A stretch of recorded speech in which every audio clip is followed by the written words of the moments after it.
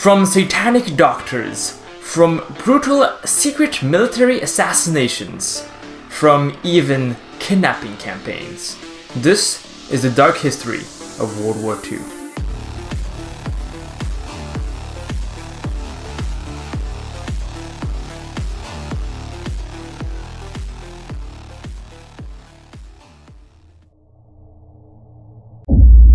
Operation Anthropoid, a secret military operation to assassinate a top Nazi official called the Butcher of Prague. But something also very secret is our sponsor today, called Gerda, the Flame of Winter. From the gameplay I've seen, it's all about survival. And you play as civilians and not this, huge general that wins all the wars. And it's not about conquest or heroes, it's all about survival. You play as a World War II nurse called Gerda, and during the game you'll meet a series of characters that can live or die, depending on the decisions you make. And it really offers a unique taste of World War II, and offers the life of a civilian and the true horrifying side of war. And it's all about a game where you can see if you can even survive with the consequences of your actions. And it's all about if you're able to survive and save everyone, or will everyone die under your hand. And this game is extremely replayable and gives you different endings depending on the choices you make. And it's on Steam right now. I think they have a sale, and press on the link down below to access on Steam and on Nintendo Switch. Now, let's get back to our story. The goal was to assassinate a man called Reinhard Heydrich, also known as the Butcher of Prague. Now, he was known of organizing the SA stormtroopers in the Night of the Broken Glass, and even the main orchestrator of the Holocaust. And he really got the name of the Butcher of Prague because when he arrived in Czechoslovakia, he basically exterminated all opposition. He was known for that, for destroying opposition even when he was in Germany.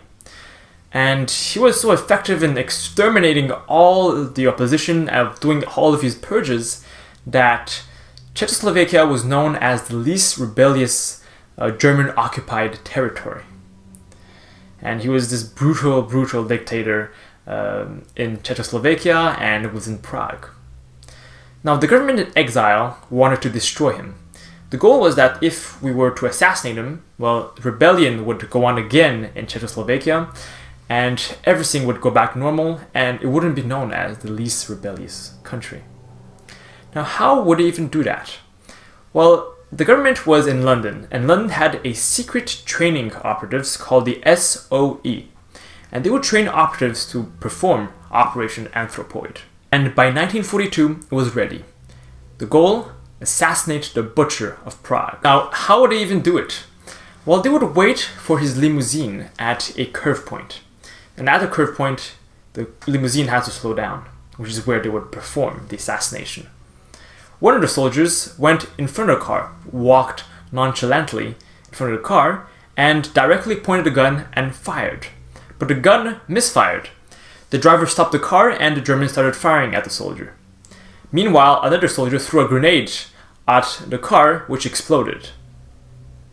The Butcher of Prague was brutally wounded, but he was recovering quite well in the hospital, and at first it looked like it was going to be a failed operation. But he died from the poisoning of the grenade. Now, we assassinated the Butcher of Prague. It's a victory, right?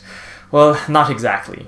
As revenge for the murder of Reinhard Heydrich, Hitler began a series of brutal acts. First of all, he ordered the execution of 10,000 Czechs, and ordered the brutal execution of all men over the age of 15 in the village of Lidis. And he did it in front of these men's entire families. And that is the brutal result of Operation Anthropoid.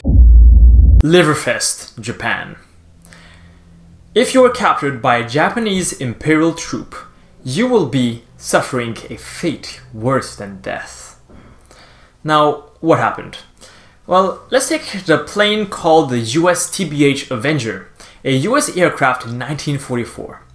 It crashed in Chichijima, Japan, and the people inside would suffer a horrible fate. Well, the first guy who jumped out, well, his parachute didn't work and he died. and 7 others were captured. They were either sliced in the head or they were pierced with bamboo spears. They would beforehand be tortured and even be caged. Afterwards, their livers would be eaten. Only one person would survive this deadly encounter. His name was George Herbert Walker Bush, and 45 years later, he would become the 41st President of the United States of America. Now, we know about the comfort woman in Japan, which I think is a separate video, but this is also a very unknown and tragic event, and it's really about what happened to the woman when the Nazis took over territories. You see, the Germans needed brothels, which is places where, sex workers would work in.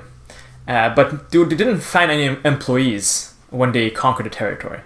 So how would they get employees? Well, they would kidnap people. They began a series of kidnapping raids, and they went in the streets and found women from the age of 15 to 25. And they would basically grab them, kidnap them, and force them to work in these brothels. And within these brothels, it would be horrendous.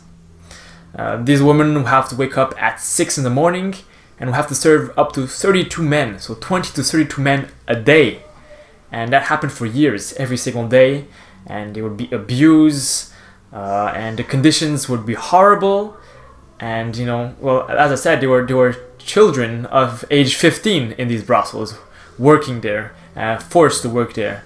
And many women try to flee, but we don't have that many sources about if they were able to. I believe we have one successful escape, but women trying to escape these brothels were quite frequent. And it was just a brutal, brutal period for the women who were kidnapped by these Nazis and being used. Docteur SATAN, the crazed doctor that became a psychopath. Now, to understand the story, we have to understand who is Docteur SATAN. His name was Marcel Petiot, and during World War I, well, he was very traumatized, and even as a child, he had behavioral problems. But after World War I, he got his medical license in only 8 months due to an accelerated veteran program. Now, after he got the license, this is where things went south. At first, he forged these doctor notes during World War II. He wrote notes that, this person was handicapped and that they couldn't be drafted for war. Now, that was okay. That was, illegal, but it wasn't anything disturbing. But it was disturbing when he found a new way to earn money. Well, he would help people escape this authoritarian regime in France called Vichy France. If you don't know what is Vichy France, basically when France surrendered to Germany in 1940, well, this new government of France collaborated with the Nazis and was very authoritarian. And many people wanted to escape this regime, and Marcel knew it. And this was his business, but his business was brutal. So imagine you're a guy who wants to escape Vichy France. Well, you would go to Marcel and you would give him 25,000 francs. And he would say, okay, perfect, I'll help you escape. And he would give you a vaccine. But it wasn't a vaccine, it was cyanide. And after he gave you cyanide, well, you would collapse and he would grab all of your goods and you would disappear. And he did that multiple times. And that happened in Int'l. Well, people started catching on the smell. You see, his house wasn't in the middle of the woods where there was no one. It was close to the Arc de Triomphe at 21 Rue de la Sueur. Now, he was right in the middle of downtown Paris, and people were smelling things like, hey, this guy's he's weird smell. So they went to his apartment, and well, they found, well, I can't say it on YouTube, but you can imagine, and well, he got caught. The Swiss bank theft. This is the story of how the central Swiss banks aided the Nazis accidentally. Now, first things first, the Swiss were against the Nazis, but they kind of messed up, and their mistake still lasts until this day. So in 1933, the Swiss bank passed a law called the Swiss Secrecy Law. This law would basically hide the identity of people who dealt business with the Swiss bank. And this was in order to hide Jewish people from the Nazis who were going into Switzerland and trying to find their assets. Now this actually worked in favor of the Nazis. See, this bank secrecy law will be used by Hitler as a way to hide Jewish assets. Now let me explain. In 1935 was the law on the protection of German blood and German honor, also known as the Nuremberg laws.